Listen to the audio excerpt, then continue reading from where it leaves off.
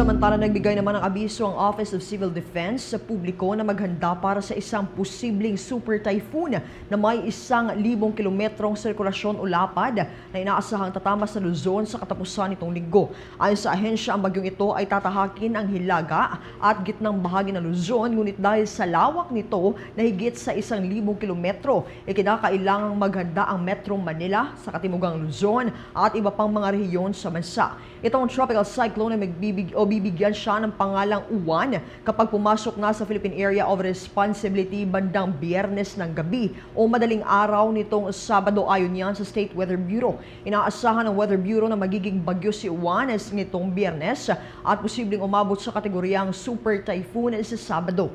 Ito ay inaasahan tatama sa lupa sa Northern and Central Luzon. Patuloy naman pinapalakas ng Office of Civil Defense ang mga paghahanda para sa darating na bagyo kasabay ng mga patuloy na operasyon para sa mga kababayang apektado rin nitong bagyong Tino. Paalala ng ahensya, may 2 araw na lang tayo para maghanda mga kabombot Star Nation dahil simula Sabado at Linggo mararanasan na ang masamang panahon dulot nitong bagyong Uwan. For the most trusted source of news and information, visit our website at www.bomboradio.com. Follow us on Bombo Radio mobile app, Facebook, YouTube, TikTok, and X, formerly Twitter. Like, share, and stay connected. Anytime, anywhere.